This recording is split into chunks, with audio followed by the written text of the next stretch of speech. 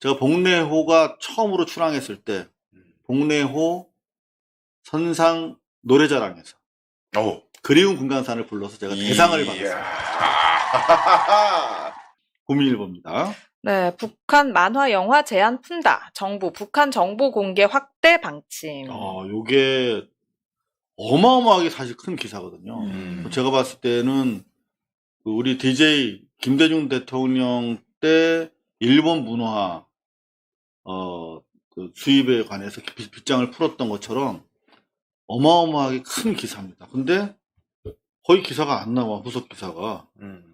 지금 이게 얼마나 큰 거냐면 북한 만화랑 영화 등의 콘텐츠 있잖아요. 이거를 특수자료로 다 분류가 돼 있었어요, 여태까지. 그래가지고 특수자료로 분류된 게 어느 정도 되냐면 파악된 게 최소한 30만 건이래. 그러니까 이게 뭐 평범한 소설은 물론이고 만화, 영화 뭐 이런 특별한 어떤 북한의 선전선동이라든가 정치적인 저작물이 아닌 것까지도 다 접근이 원천적으로 차단되어 있는 거야. 그래서 제가 통일부 출입기자 할 때 뭐 이런 기자들이나 연구자들 일부에 대해서만 사전 허가받고 볼 수 있는 거야. 이게 뭐 대수로운 것도 아니고 어떤 남북 동질성 회복이라든가 민족 차원의 동질성 회복이라든가 남북 간에 서로 알아야 뭐 교육도 하고 나중에 투자도 해서 뭔가 좀 뭐 경제적으로도 뭐 같이 일을 할 수 있지 않겠습니까? 네. 좁혀야 될 텐데 그런 차원에서 이걸 아무도 못했던 거예요, 여태까지. 그렇게 묶여 있는 게 30만 건이 넘는다는 거지. 이거 대단히 큰 기사거든요. 그래서 이런 거를 또 이제 색깔론으로 공격하는 사람 너무 많으니까 뭐 이런 거 불온한 거 보면 또 애들이 무슨 사상이 이상해지니 마치 북한이 우리 드라마나 영화 못 보게 하는 거하고 똑같이 우리도 북한 거 문화를 자꾸 접하다 보면은 주체 사상에 물들 수도 있다. 근데 그건 정말 너무 옛날 얘기고 솔직히 이런 북한의 문화 컨텐츠들이 역사나 연구를 위해서 가치가 있는 거지 그걸 보고 재밌어서 보는 사람이 많이 있겠습니까? 그걸 솔직히. 보고 북한으로 가야겠다. 뭐 네. 그건 말도 안 되는 생각. 누가 하겠어요 그걸. 네. 근데 사실은 이게 어떤 문화적 동질성을 회복한다거나 북한과 북한 사람들을 제대로 알아야 우리가 뭔가 교류도 하고 협력도 할 거 아니겠습니까? 그렇죠. 그런 공부의 차원에서 대단히 대상이죠. 중요한 거란 말이야. 근데 여태까지 못했어. 근데 저는 이게 선제적으로 문화적으로 빗장을 풀면서 이게 최소한의 소통을 위해서 정말 오랫동안 그 걸림돌이 되어 왔던 게 또 국가보안법이란 말이에요. 이 국가보안법이랑 사실 양날의 네. 이 칼이란 말이야. 그러니까 이 문화적으로 그냥 북한 춘향전, 청길사 이런 거 보고 싶어? 궁금해?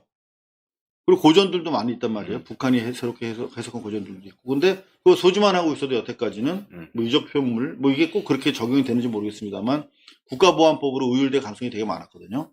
요렇게 선행적으로 하고 그럼 보안적으로 국가보안법에 대해서도 이제 손을 대게 될 가능성이 되게 높아지는 거예요. 그러니까 이게 엄청나게 큰 기사다라고 볼 수 있는데 요게 누구에 의해서 주도가 되냐면 이제 통일부에 의해서 주도가 되고 있다는 거예요. 통일부에 정동영 의원이 가면서 가능한 거야. 이거는 결국은 이제 후속 입법 같은 것들이 필요할 수도 있는데 정동영 의장, 그러니까 정동영 의원 정도 되니까 당정 간에 원활한 협조도 가능하겠다라고 하는 판단에서 힘있게 제가 봤을 때는 진행이 되는 것이고 아울러서 이게 서해상에 지난번에 그 난파된 북한 주민 6명도 귀환했지 않습니까? 근데 그 과정에서 제3국을 통해서이긴 했습니다만 북한과 간접적으로나마 교신이 시작됐어요. 네. 그리고 북한에서 NLL 넘자마자 마중 나와서 데려갔고 그리고 우리 대북 확성기도 당일날 북한에서 상응하는 조치했고 그리고 이런 것도 있잖아요. 엄청난 거지. 북한에 주는 시그널이. 네. 자, 그런 가운데 더 엄청난 뉴스가 오늘 청와대에서 나왔어요. 네, 정부 북한 개별 관광 검토, 관계 복원 카드로 준비. 야, 저는 이 기사 보면서 드디어 올 게 왔구나. 네. 이게 완전히 그 페이스 시프팅, 완전히 그 기조를 그냥 확 바꿔버리는 진짜 힘 있는 민주정부에서만 할 수 있는 네. 부분이거든요. 하면 되잖아요. 저 지난번에 그 청와대가 KTV를 풀단에서 빼고 기자단에서 뭐라고 그러니까 아예 그냥 전속으로 돌려버렸어. 언론 개혁에 큰 한 발짝을 뗐다라고 말씀드렸잖아요. 네. 이런 거 사실 하면 할 수 있는 거거든요. 왜 가능하냐면 이게 북한 개별 관광은 유엔이나 미국의 눈치 허가가 있어야 되는 거 아닌가요? 없어도 됩니다. 없어도 아까 돼. 댓글에도 어떤 분이 미국하고 얘기된 아니요. 거냐 이게 물어보셨어요. 왜냐면 자 보세요. 일단 요런 사안입니다. 개별 관광은 대북 제재와 관련이 없다. 이게 이제 이 대통령이 대선 후보 시절에 2022년 대선 후보 시절에 했던 얘기인데 남북 간에도 문재인 정부에서 금강산 관광을 재개하기로 합의했기 때문에 네. 정부가 결단하기에 따라 충분히 가능하다고 생각한다. 이렇게 밝혔었다고. 지금 미국과 유엔이 규제하는 거는 어떤 거냐면 벌크머니 요런 거 벌크 캐시라고 해서 기업 등을 통해서 세탁된 큰 돈들 요런 것만 대북 제재를 통해서 금지하고 있는 거예요. 벌크머니 이게 벌크가 이제 큰 돈이란 뜻이잖아요. 근데 개인들이 가가지고 북한 여행하는 거는 이거는 규제 사항이 아니에요. 실제로 미국 사람들은 그냥 개별 관광하고 있잖아요. 지금도. 네. 왜? 인디비주얼 머니니까 벌크 머니가 아니니까 개인들이 가서 쓰는 돈은 규제 대상이 아니에요. 그래서 요거는 그냥 남북 간의 의지만 있으면 되고 실제로 방금 확인해 드린 대로 지난 문재인 정부 때도 하려고 그랬었어요. 실제로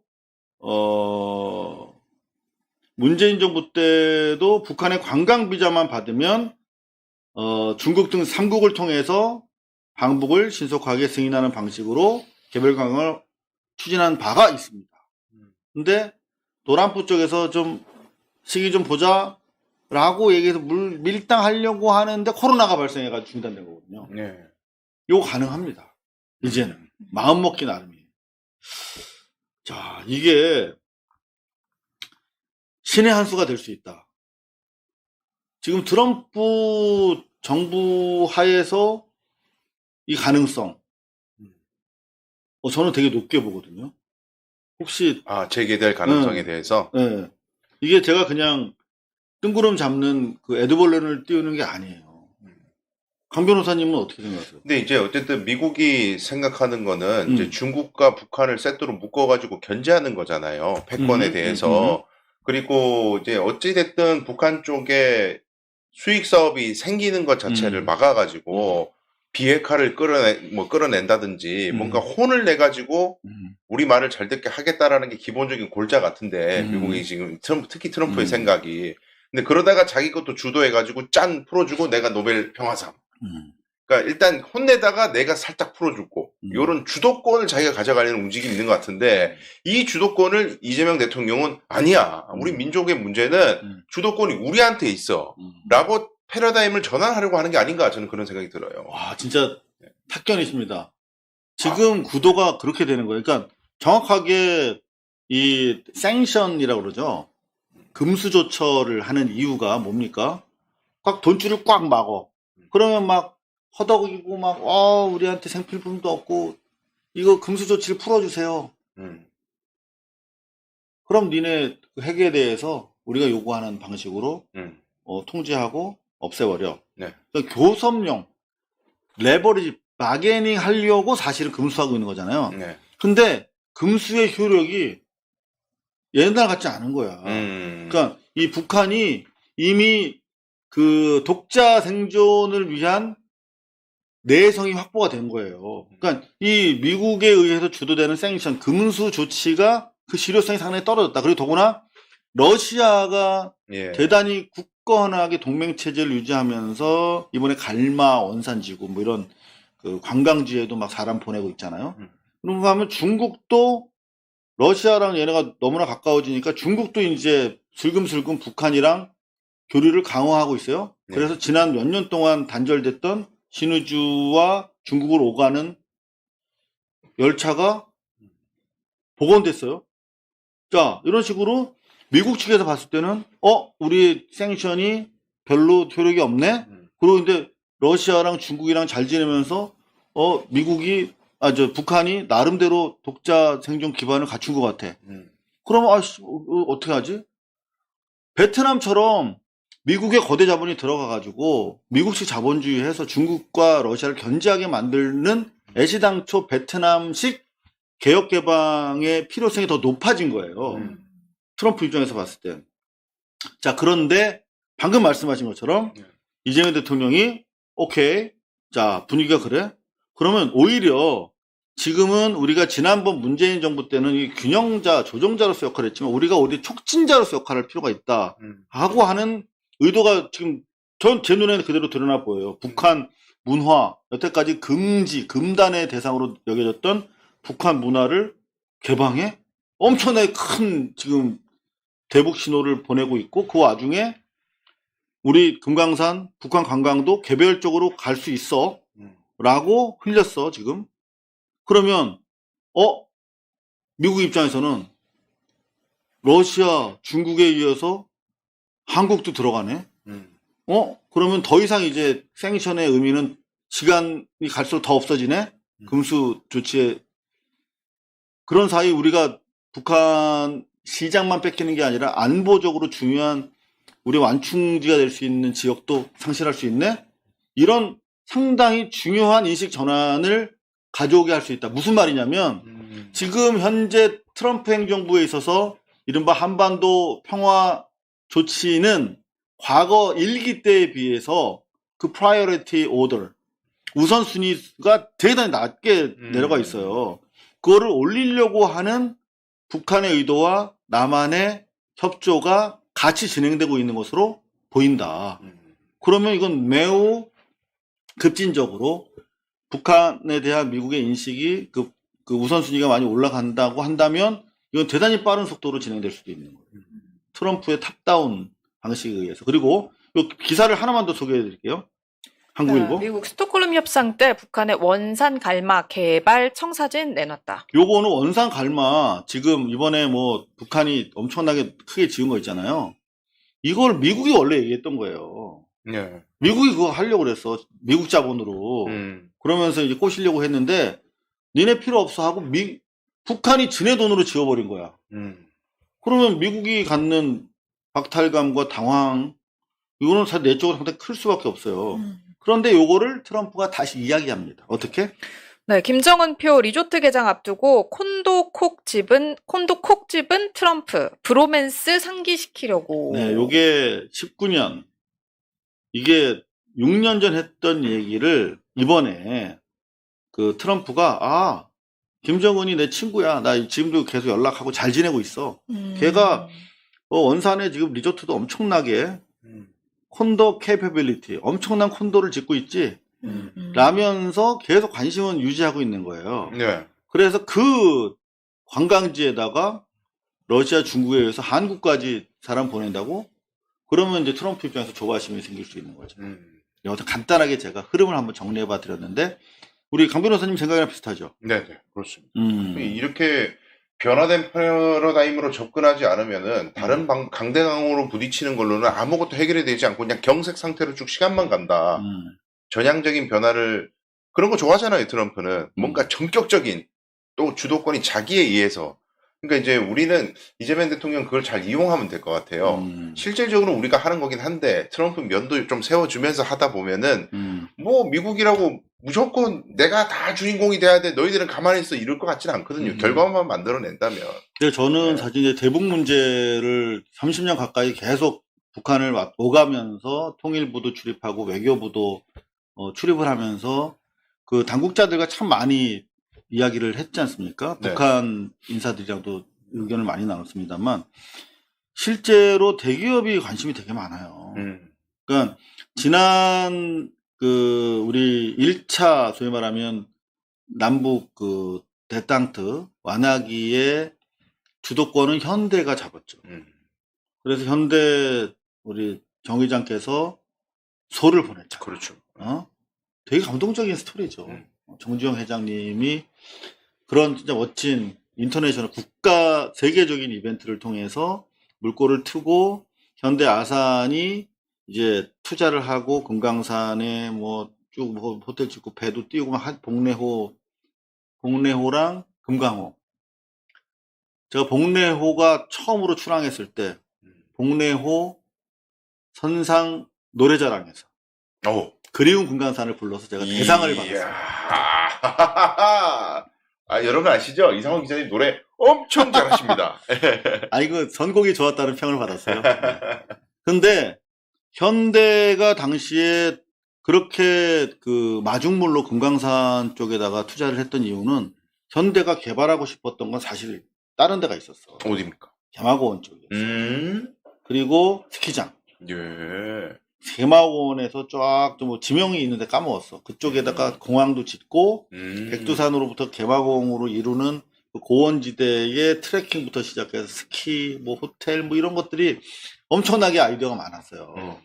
그래서 현대가 엄청나게 진짜 뭐 선대 회장부터 시작해서 유업인데다가 이것도 자기들이 사실 북한 김정일이었지 그때만 해도 김정일을 통해서 거의 독점적 사업 예. 권한을 여기저기 받았단 말이야. 그렇게 해서 현대가 주도해 왔는데 요거는 아마 저희 고발뉴스에서 처음 말씀드리는 것 같은데 현대는 자기들이 여전히 대북 사업에 있어서 주도권이 있다고 생각해요. 현대가 지금 되게 이런 흐름 속에서 자기 이 흐름을 놓치지 않으려고 애를 쓰고 있습니다. 근데 중요한 건 뭐냐? 삼성도 마찬가지예요. 그러니까 삼성도 미래 먹거리를 지금 계속 창출해야 되잖아요. 근데 아시다시피 삼성이 힘들어. 중국 때문에. 그런데 이 북한이라고 하는 어마어마한 시장, 그렇죠. 인력 시장이기도 하고, 내수 확장 시장이기도 하고, 예. 관광 뭐 자원 개발의 보고이기도 하고, 이 대북 사업에서 우선권을 지기 위해서 사실은 엄청나게 전 그룹적으로 움직이고 있어요. 그리고 하나만 더 추가로 말씀드리면 그 과정에서 통일부를 비롯한 이 정부와의 협조 관계가 제가 취재한 바에 따르면 삼성이 가장 원활합니다. 그러니까 옛날에 현대가 했던 그런 위상과 역할을 지금 삼성이 하고 있는 건 아닌가 할 정도로 가장 적극적으로 나서고 있어요. 그러니까 스피드가 이렇게 빠른 거예요. 저는 다른 한편으로 삼성그룹이 그렇게 움직인다는 건 우리가 겉보기에 이렇게 통일이라는 게 가능한가? 남북한의 경제 교류라는 게 과연 가능한가? 이제 다 끝났고 고착화된 거 아닌가? 분단이. 그런 생각하는 사람 정말 많잖아요. 갈수록 늘어난다고 해요. 근데 삼성은 거꾸로 본다면 아니야. 언젠간 저 새로운 시장이 열릴 거야. 라고 판단하고 투자를 늘리려고 하고 계속 그 문호를 개방하려고 노력을 한다면 대한민국의 미래를 비관적으로 볼 필요는 없겠다. 그런 생각도 드네요. 네. 그러니까 우리 도올 김용욱 선생도 항상 이런 말씀하십니다. 통일을 이야기하는 것은 이제는 이 세대의 흐름과는 맞지 않는다.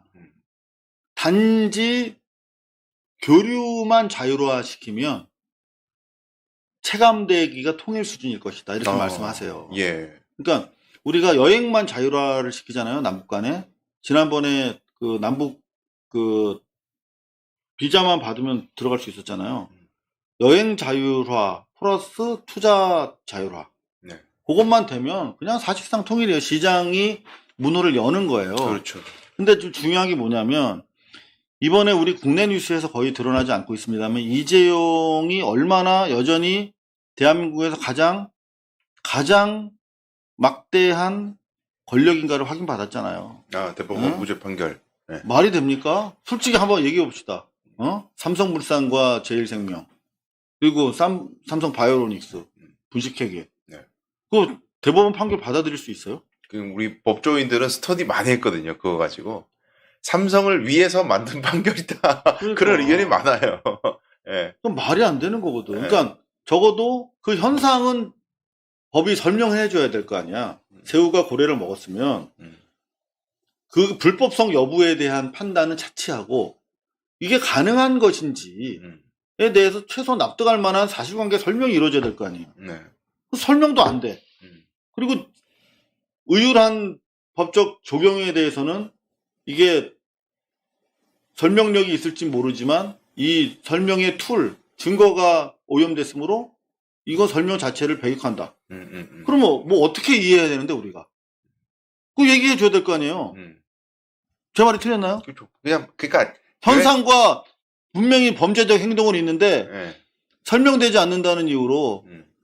무죄를 내린 거잖아요.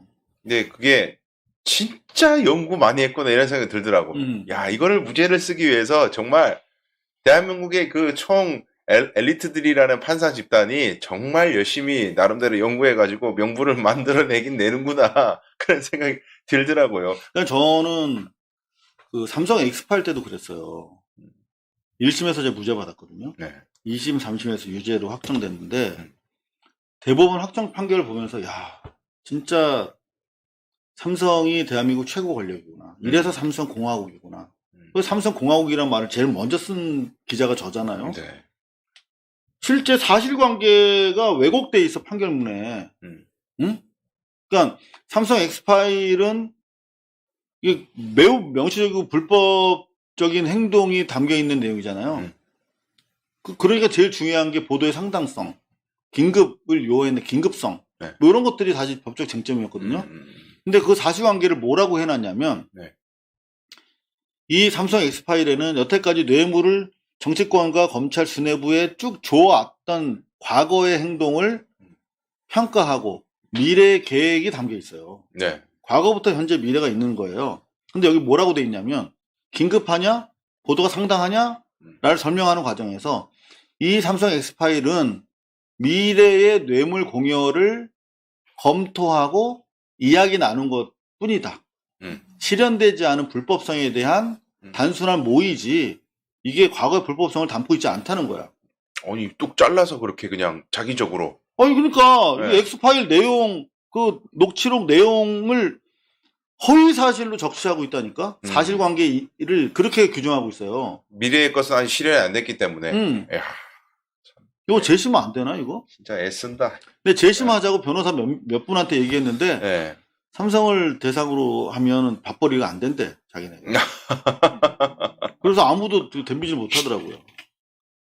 삼성한테 사건 받을 일이 없는 저한테 한번. 아니 재심 사유가 될 것 같아 안 될 것 같아? 근데 재심 사유는 이제 판결이 명백하게 잘못됐다고 이제 명백하게 잘못됐잖아. 새로운 증거가 발견되거나 이러지 않으면 사실 좀 어려운데. 예. 네, 제가 한번 모습.